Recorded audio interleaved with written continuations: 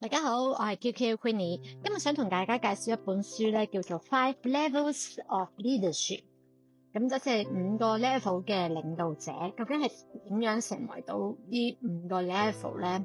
咁作者咧係 Dr. John C. Maxwell， 中文名係約翰麥斯威爾。咁咧，作者係被譽為美國嘅領導學權威。係一個好著名嘅演說家，每年咧都會去福布斯500個大企業入邊咧做一個領導者啦，各國嘅政府要員啦，或者各階層嘅領導者咧係負責演講同埋培訓嘅。佢亦都喺美國紐約時報啦、華爾街日報啦、商業週刊都有報導佢咧係一個最佳嘅暢銷作者。咁佢嘅書籍咧係全球暢銷咗已經超過1億本啦。咁約翰斯麥克斯韋咧呢個人咧，佢就出生喺1947年啦2月20號，而家78歲啦。出生嘅地方咧係密西根州花園城。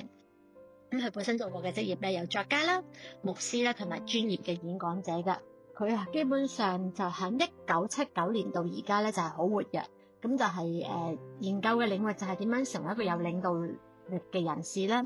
係啦，咁另外佢就有一個細佬嘅。咁作者咧，佢係一個美國嘅作家、演講家同埋一個牧師啦。佢有多一部著作係關於領導力嘅書籍嘅。咁佢嘅著作入邊咧有領導力嘅21法則、領導者嘅21項必備素質，同埋佢哋都有一啲作品咧係曾經登過響紐約時報暢銷書榜嘅。咁佢早年嘅生活同埋教育咧，我就喺網上就未揾到啦。咁麥克斯韋咧，佢喺1969年咧已經獲得咗塞克維爾聖經學院嘅學士學位啦。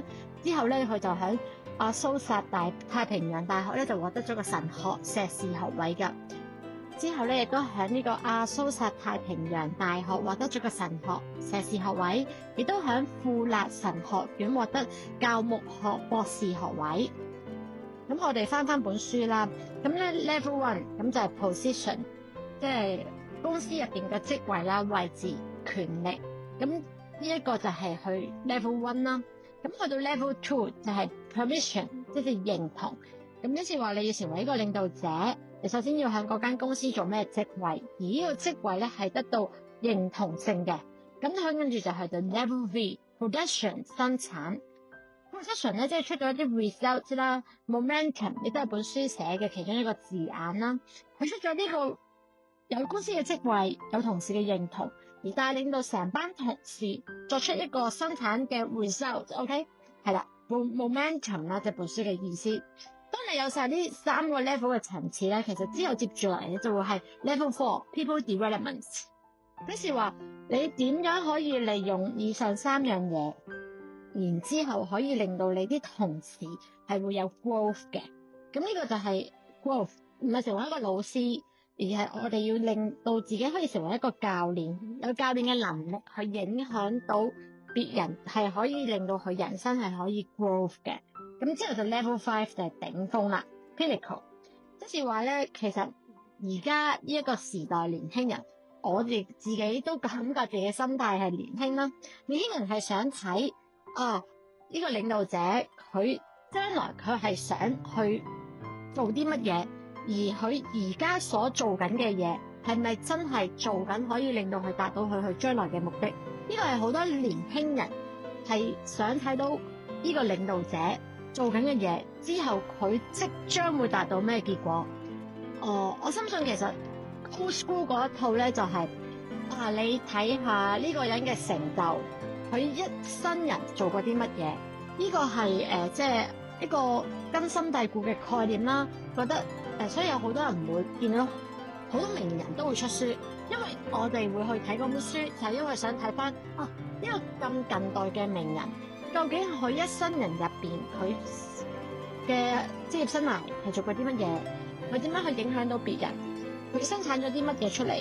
跟住佢令到點樣 people of development 點樣即係帶領到一班人可以 growth 咧，而令到呢班人同埋自己都可以成為頂峰。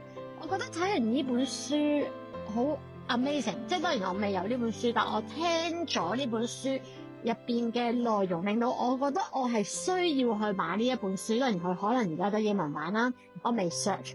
咁但係我自己覺得，既然要成為一個領導者、一個影響力嘅人，咁就係要達到頭先作者所講呢一個思維框架啦。咁我呢個作者出呢本書或者佢成為到1億暢銷榜嘅目的，佢都希望可以話俾世人知係呢5個層次。咁於我有何益咧？睇完呢一紮嘅 information 就係俾我深深咁體會到，其實我而家呢個狀態其實好情緒，我唔可以話自己情緒唔穩定，即係我覺得自己思維上有錯誤。咁無論我而家當下係咩決定，其實當前一刻我已經決定咗係咁做，我唔應該下一刻嘅我去推翻前一刻嘅我嘅決定。呢個係會令到一個決定反反覆覆去諗，而浪費咗我哋每一個人有限嘅時間。每一個人咧其實好公平，因為每一個人每一日一起身都係有24小時。咁呢個就係點樣好好運用呢24小時，而令到我哋嘅財富增值啦，令到我哋同人與人之間嘅關係係融洽啦，令到我哋會被人覺得你做緊嘅事係幫助緊別人。咁我呢一刻係覺得我需要去學習嘅地方，所以點解會出現我想每一日我都會錄一個錄音啦，咁啊 matching 我而家 YouTube 上面見到嘅出版公仔講嘢啦，或者真係我一個真人樣喐啦，咁呢個都係我 learning 學習點樣好好用 AI 啦，例如好好用點樣剪片啦，睇唔同嘅書去令自己嘅思維增長，再從自己個口中講翻本書嘅內容出嚟，係啦，咁而令到自己有得着。咁我睇翻上一個集數啦，咁亦都有一個人留言話：喂，你啲聲咧好難聽啊！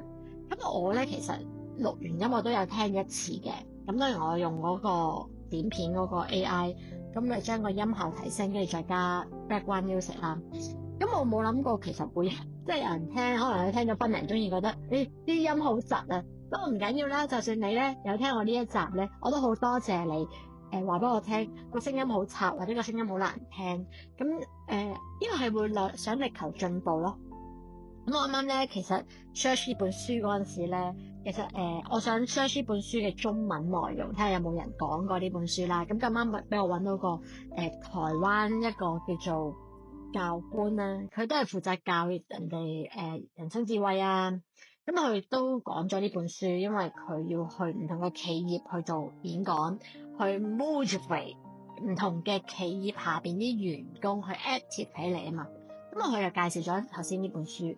咁佢當中我都睇咗佢幾條片，而我好深深咁感受到其實佢有一個 point，因為佢寫咗佢每一年都會 review 自己有啲咩係做得唔好，又要佢今年去 review 咗10個 point 嘅。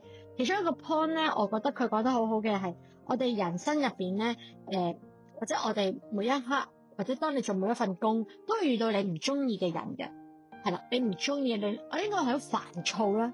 咁但係其實佢可能點解會令你煩躁？因為可能高級過你啦，都低級過你嗰啲唔使講啦，可能你根本就唔想理佢。但係高級過你嘅人，佢令到你好煩躁。但係點解佢可以高級過你？佢當中究竟做咗啲咩係好？其實係要喺我哋喺煩躁入邊，即係唔好淨係俾嗰一刻去啄住咗自己嘅思維，而唔求翻我哋究竟呢個人點解令我煩躁？佢有咩值得我哋去學習？係啦，即係呢個係我覺得我哋需要即係我自己而家一刻需要做嘅嘢。當有人邀請我去聽一樣講座，或者都有人邀請我去一個培訓，而我又唔 sure 嗰個培訓係咪對自己有用，呢刻我覺得好煩躁。咁究竟嗰個培訓係咪真係有用或者冇用咧？咁呢個係我哋即係我自己一個好大嘅 question mark。而我係覺得我唔想出席嗰個培訓嘅，但係呢個係我一個弱點，即係可能其實你要去咗，你先知道有冇用。呢個係即係我最後得出嘅結論啦。